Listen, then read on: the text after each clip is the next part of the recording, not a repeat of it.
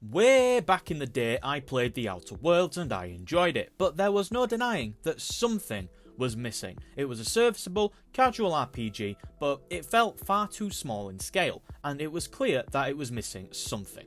With the recent release of The Outer Worlds 2, I set out to find it if Obsidian had managed to find that secret sauce, that feeling you get from a brilliant RPG that you just can't put down. The Outer Worlds 2 might not have reinvented the wheel, but it definitely buffed the stats on it.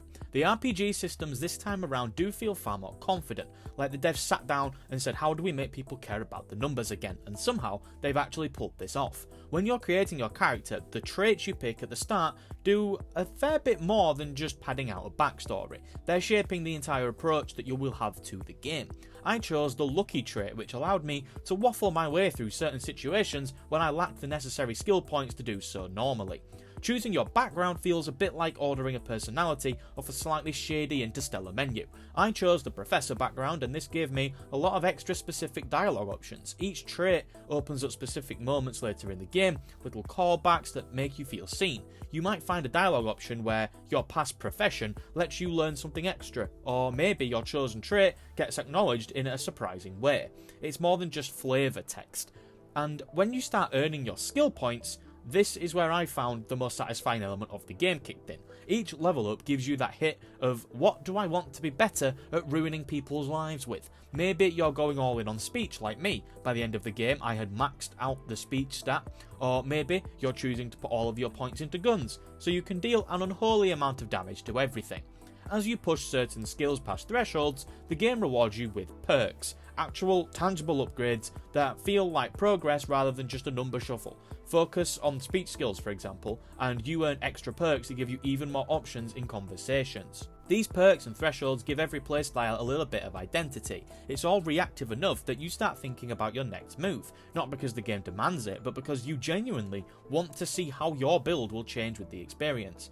There's also, of course, the floor system, and this is where The Outer Worlds 2 really flexes its weird personality. The game actually watches what you do, like a very judgmental friend, and then offers you trade-offs based on your behaviour. It's not some generic, oh, you took damage, here's a debuff nonsense. It's tailored, and I found it quite funny. For example, I spent half my playthrough crouched, because sneaking around like a paranoid crab is just how I was playing the game.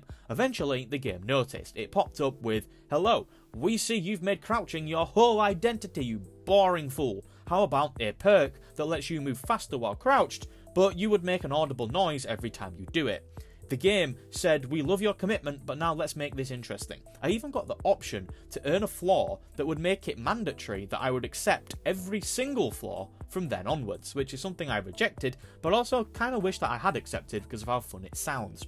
Moments like that make the world feel more alive, not because of how NPCs react to you, but because the game systems themselves are reacting to your habits. It is a clever way of personalising the experience without relying solely on scripted events. You start to feel like your quirks are part of the story. And this is the funny part, the build system feels a lot more reactive than the actual story does. The game is paying closer attention to your playstyle than half of the characters. I felt more consequence in my skill allocation than in most of the moral choices that I made. Many decisions in dialogue still boil down to whether you've stumbled across a particular piece of intel that unlocks a speech check. It's less about the choice itself and more about whether you've done enough exploration beforehand. So while your build feels alive and tailored, the story choices can feel a little bureaucratic, like you're filling out space forms instead of shaping a galaxy. But when it comes to pure RPG mechanics, the character creation, the perks, the flaws, Outer Worlds 2 for me absolutely nailed it. It's crunchy, it's funny, it's constantly rewarding you for leaning into your playstyle. The systems care about how you play, even if the world doesn't always do the same. One of the biggest improvements in The Outer Worlds 2 is its sense of scale. The first game had hub worlds that felt more like theme park zones, a few streets, a patch of wilderness. It all worked, but it always felt like you were peeking at the edges of something grander that never quite arrived. Here though, every planet does feel like it's finally been given some breathing room. Every time you land on a new planet, you find that it has its own rhythm, its own sort of vibe, but they're generally just bigger, they're denser, and more convincing as a place where people actually live. They're not massive open worlds in and of themselves, but they don't really need to be. There's something satisfying about exploring these contained spaces that still manage to feel sprawling. When you move from one planet to another, there is a sense of occasion, like you're closing the chapter on one part of the story and entering the next one. The scale may not compete with huge sandboxes and other games, but it's enough to make you feel like you are part of a living galaxy. Visually, the upgrades are pretty clear, the lighting seems richer, the environments pop a bit more I feel, and some of the landscapes are quite nice. You've got the colourful alien skies, the twisted metal skylines. It's a good looking game, but even with the graphical polish I still find myself unsure about what the art style wants to be. The series has always sat in this weird space between pulpy retrofuturism and corporate dystopian satire, but it doesn't quite have a firm visual identity. Everything looks good, it's hard to describe what makes it distinct though. You could show me a screenshot of the game out of context and I'm not entirely sure I would recognise it as The Outer Worlds. There is a charm to it, but it feels a bit uncertain, like the series doesn't quite know whether its sort of visual identity is to be colourful, grimy or cartoonish. It's somewhere in the middle of all those things, which makes it feel a little visually confused. It looks good now, but I'm not convinced it's the kind of art direction that's going to age gracefully. But now, we're going to talk about where The Outer Worlds 2 starts to really lose me a bit, and we're going to go to the story and the characters. Look, the story is fine, it's perfectly serviceable, it exists, it gets you going. You spend the majority of the game trying to find somebody who wronged you in the past, and then it evolves into trying to save the galaxy, obviously. The writing still has that sharp Obsidian wit in general, the world building still throws in enough satirical jabs at corporate dystopias to keep things entertaining, but as a full narrative, it just doesn't hit the way that I feel it should. The problem isn't that it is bad, it is that it feels a bit flat. The main plot meanders from one corporate conspiracy to the next, with lots of people in spacesuits arguing about ethics and profit margins. You're meant to care about saving colonies, toppling factions and making the big choices, but I never felt that weight behind any of it really. I think one issue is that all of the factions you can join just aren't likeable, so I decided to brute force it and not side with any of them. Also, the fact that you can't join the Proctorate, the main bad guys, is insane. Yes, they are effectively space fascists, but if you're doing an evil playthrough, why not? It's such a shame that they're not joinable. I probably wouldn't have joined them anyway, because I don't normally like doing evil playthroughs in my games, but I really feel like the option should be there. There are moments where it almost gets interesting story-wise, with the little hints of rebellion and moral complexity, but it rarely pushes far enough to stick with you. But the game, in one aspect, is much weaker than the first game, and I found that to be the companions, which is a real shame, because companions are the heartbeat of any great RPG. They are the people you spend the hours with, the ones who make a dull quest memorable just because of how they react to it. But in The Outer Worlds 2, most of them just didn't leave much of an impression. They're written well enough, they have their personalities and whatnot, but once you've done their loyalty missions, they kind of just fade into the background, and that's it.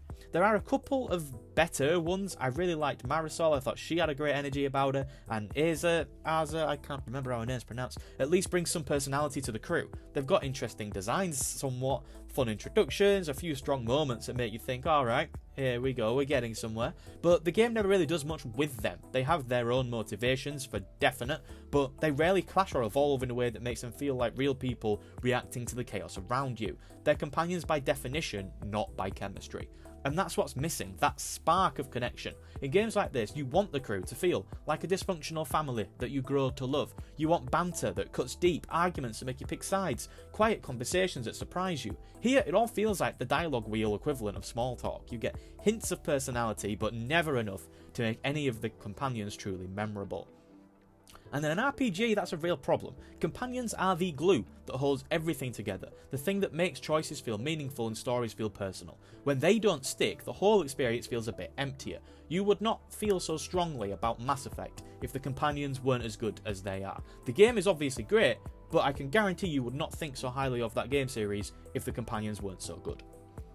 Now we're going to talk about the combat. I would not say that The Outer Worlds 2 combat is terrible, but I definitely think it feels quite clunky. There is a certain weight to the shooting that feels great in theory, but in practice it just makes everything feel slow and a little bit off. Even after I found guns I actually liked, I still never thought that it really clicked. The aiming feels slightly imprecise, and I just wasn't a massive fan. There is the slow down time ability. It looks cool, it's fun to use, and it makes you feel like you've suddenly become a hyper-focused space assassin, but let's be honest, we all know that any game that leans this heavily on a time-slowing mechanic is usually doing it to distract from the fact that the core combat shooting isn't that strong. It's the equivalent of doing the lights when you don't want anyone to notice the mess.